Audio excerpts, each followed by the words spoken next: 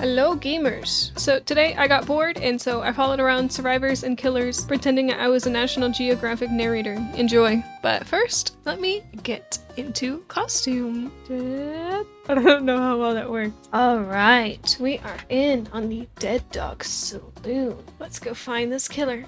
I don't know if I'm supposed to be putting on like an accent. I don't know if Nat Geo guys have accents. I don't think so. Oh. The killer seems to have spotted me and is now running away. Cannot fathom why he's the one running from me, but sure. Back on my quest to observe might be a little difficult because typically this breed of killer tends to do the observing, but I will stick to my job regardless. We seem to have some action over on the western side of the map. I'm gonna make my way over there to see if I can get anything on camera. Michael is approaching me rapidly, but I do not think he sees me. Part of the killer's natural course of their lives is breaking generators and then leaving and then rinse and repeating. It is a large part of what they do as a hobby.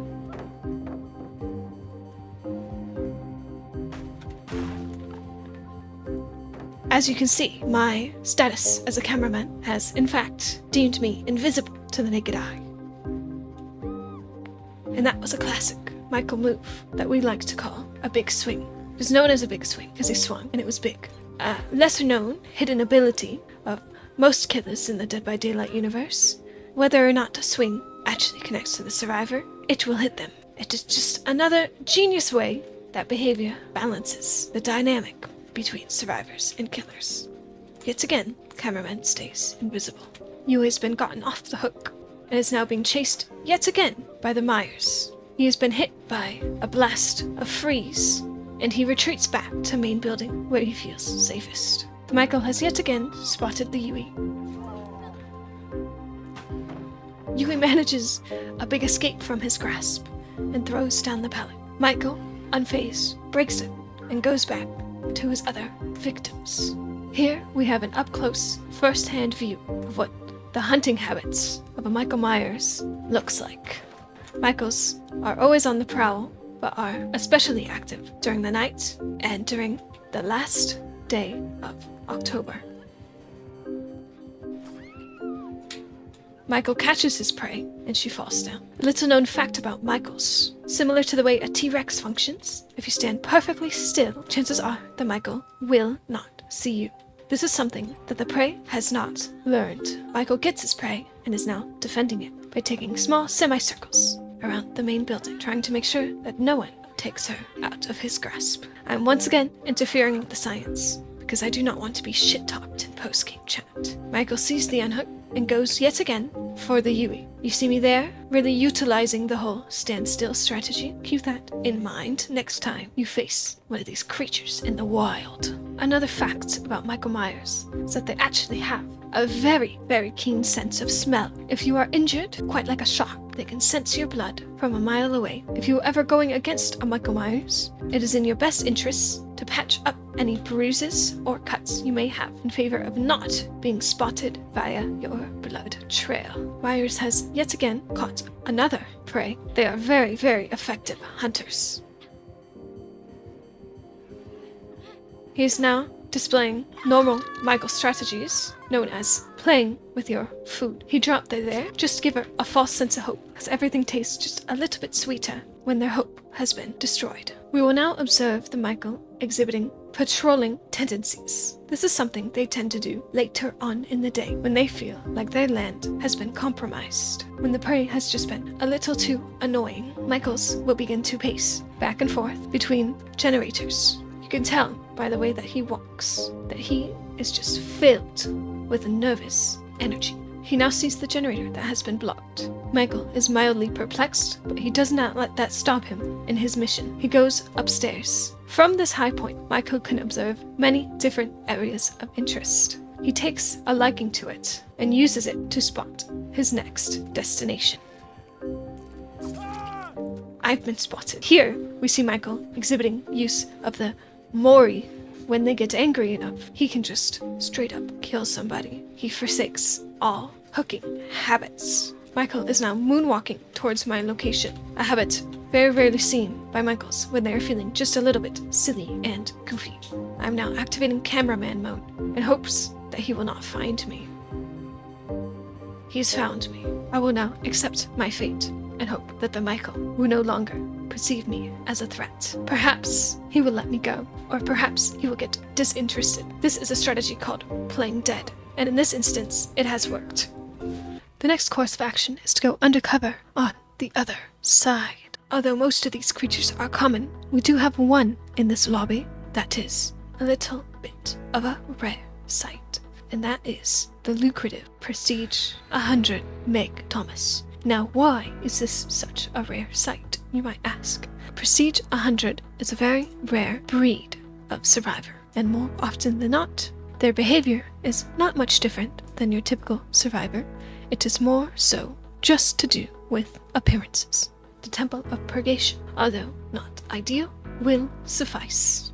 Here, we are able to watch a wild Lara Croft. It seems I've been spotted. Due to the relatively new technological advancements in science, I'm actually able to continue watching her through the wall.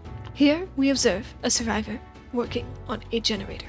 Now, when a survivor is working on a generator, they enter a state of hyper-focus, meaning that they will put most of their attention to the task at hand and become quite vulnerable. You may have heard that explosion in the distance. That is the sound of another survivor working on a generator, but they are just a little bit worse at it. Here is another brilliant case of something we call an AFK. This is when a survivor gets in a locker and they're in there for so long, they actually die. And as we see, this is the P100 Megan. As previously stated, Prestige 100s, although colorful, rare, and different, really do not have any abnormal behavior. The survivor seems to be stuck in a never-ending state of emoting. This is something that happens sometimes when they are just a little bit stupid. The survivor is following me. They are not supposed to do this. I'm taking an extreme measure and hitting her, but the survivor is undeterred in her mission to poke me in the face. I'm not quite sure what this behavior is. This is not typical, usual behavior. When approaching survivors in the wild, please do not expect they are so friendly. I'm going to attempt to sneak my way out of this situation, and it seems as if they have immediately forgotten.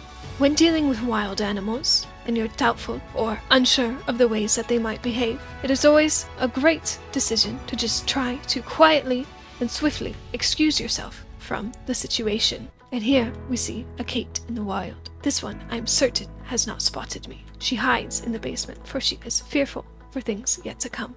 She's finished a generator, and typically after survivors finish the generator, they enter a state of paranoia as they feel that the killer might be approaching their location. This Kate has yet to discover that I am not a hyper-aggressive killer, so let's try something.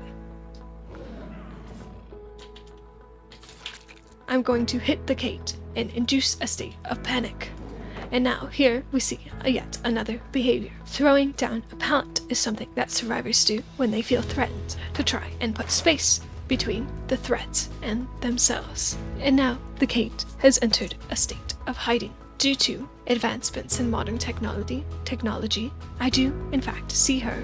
However, she was unaware of my position. Caitlin is now doing yet another interesting yet very common strategy when it comes to survivors feeling threatened, and that is what we like to call looping. Now, some survivors are better or worse at this activity, but the main concept is that they are going to run sporadically in different directions and use pallets or other areas of the map to attempt to deter you from seeing them as a potential target. Now, by throwing down a pallet, not only do survivors create space between themselves and you, but they also provide you with an alternative distraction. This works more often than not, and killers will break the pallet, therefore giving the survivor time to escape. Now here is another very interesting behavior, as we can see observable here. Laura, who is a healthy survivor, doing something called taking a hit for the Kate. And this is something that survivors will do when they feel that their friends are in danger. However, it is also a very, very rare occurrence. Sometimes, pact bonds will allow them to help each other out. But at the end of the day, it is a dog-eat-dog world, and it is not worth risking your life for that of another. And that is it. And there you have it. 2 very insightful looks into the world around us and how the other side behaves. I hope that this video was as educational as I intended it to be, and I don't know what they say to outro National Geographic, because to be honest, I've never sat through a whole documentary, but in case I don't see you, good morning, good afternoon, and good night. Like and subscribe, please.